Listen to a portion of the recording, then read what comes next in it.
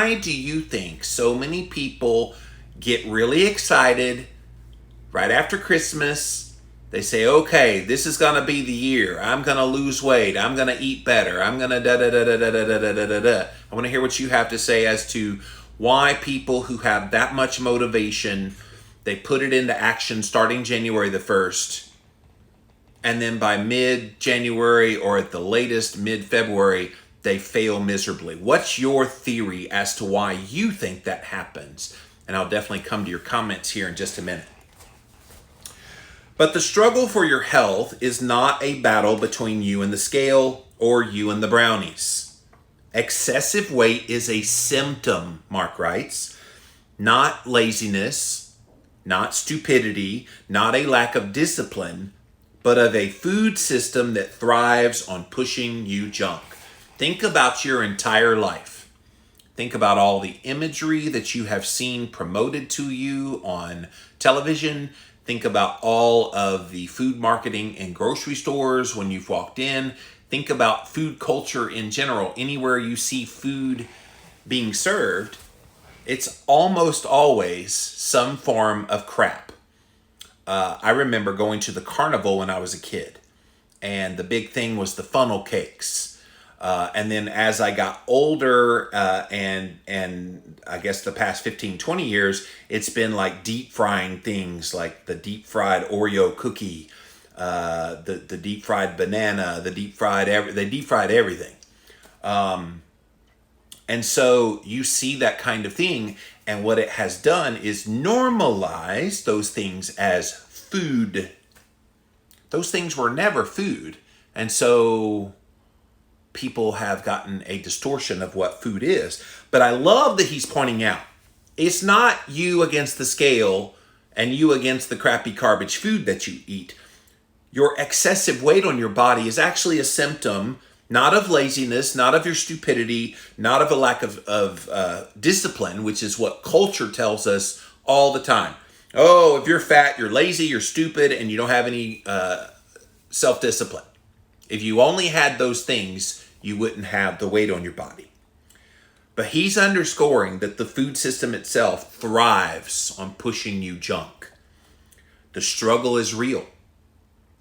It's between you and the big food marketers that sell you junk, their most profitable products, and the politicians who enable them.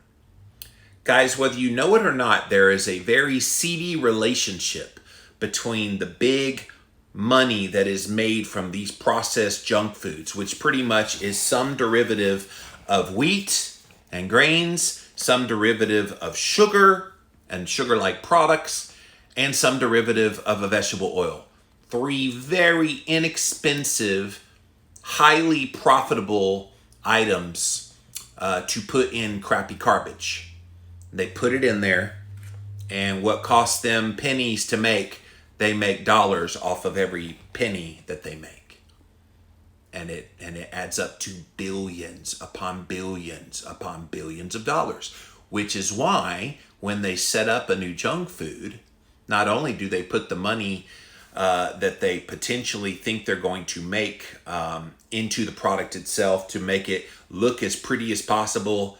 Even like as people have become more health conscious, they use health terminology like all natural, organic, good for you, blah, blah, blah, blah, blah.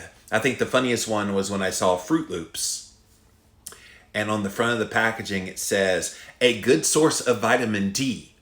And so I turn it over on the back and I'm going, what is a good source? It had 200 IU of vitamin D. I currently, with the virus out there, take about 25,000 IU. Normally I take around 10,000, but 200 they said was a good source of vitamin D.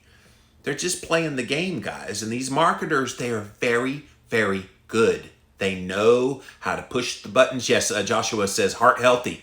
If I see another Cheerios box that has the stupid American heart health symbol and it's great for your heart to lower your cholesterol, I'm going to puke. But those things are out there. They slap those labels on there, and guess what? America's just slurp it right up and go, yes, please, more, more, more. And then we wonder why we struggle with addiction. We wonder why we struggle with the battle of the bulge. And we wonder why, after all these years of trying to do something to lose weight and get healthy, we simply can't do it. Big food has a powerful part in that story. Those of you that just joined us, we are talking about big food and how they have gotten a free pass on their processed foods, and how those things were always designed to make you fat and keep you fat, and to make it a struggle when you try to go lose weight for a New Year's resolution. So this is an article in the New York Times called Why Your New Year's Diet is Doomed.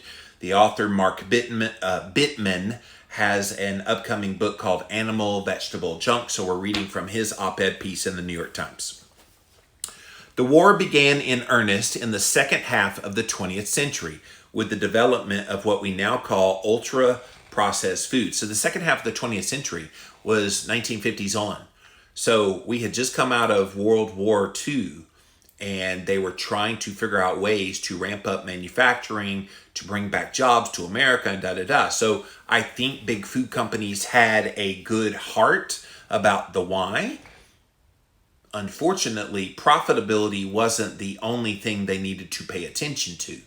Nobody had the foresight to think that if you thrust this new ingredient of highly processed grains, highly processed sugars, in circa early 70s, highly processed high fructose corn syrup really got into the food supply in the early 70s. When all of these things came along, they didn't think about the ramifications of what would happen in the years to come. And then especially when they promote the dietary guidelines for Americans beginning in 1980, and those guidelines set forth eating low fat. Well, when you cut fat, you pretty much have to cut out most foods that would be considered healthy, because a lot of the healthy foods, butter, lard, coconut oil, full fat meats and cheeses, that kind of thing, all of that is removed from the diet. You're left with no other choice than to choose these other, quote, healthy foods. So the ultra-processed foods, new creations totally stripped of all the nutrients, combined with sugar and other artificial ingredients. And I saw my friend Temple, the ketogenic nutritionist here on Instagram, just before I came on Jimmy Ranch, she posted on her stories about the difference between a box of cereal, I think it was Fruit Loops actually, in America versus in Europe. And the difference was stark, because in Europe, they don't allow all these food dyes and chemicals and other artificial ingredients. But in America, red dye number 6 and blue dye number 1, it's just all of these things that they allow in our food supply that's not allowed anywhere else in the whole world. Those things proliferate in America.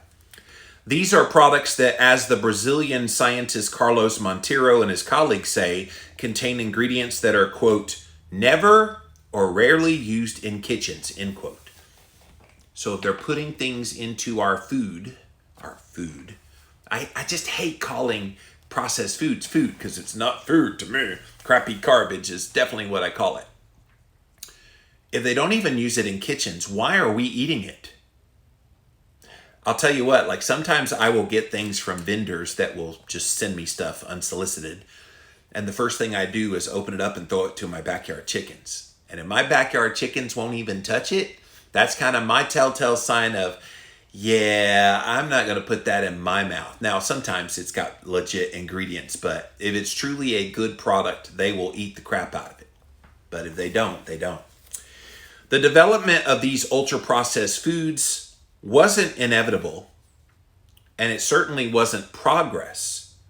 But listen to this. It was made super profitable by a combination of an excess amount of grains, advanced manufacturing techniques, a retail system that made shelf life a higher priority than quality or nutrition. And that shelf life thing is so important, you guys. If they can pump out an obligate amount of product very, very, very fast, and then it can sit on a shelf upwards of 1 to 2 years, they can keep pumping that out, and the higher production then allows them to lower the price in the store, which helps get it out, get it into people's cupboards. Then they start eating that. They get highly addicted to that. They go back, and that 10 for $10 Little Debbie snack cakes that you got addicted to, you're going to buy 10 more boxes, if not 20 more boxes. You're going to eat those, and then it's going to stoke you to keep going back and back and back and back. You see how we get fat? You see how we get sick? You see how all of this ties together?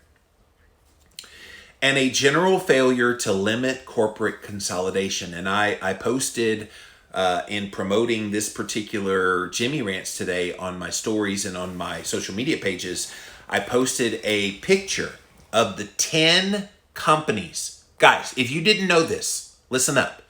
10 companies in the entire world own all of the food that they sell you in grocery stores. All the processed foods.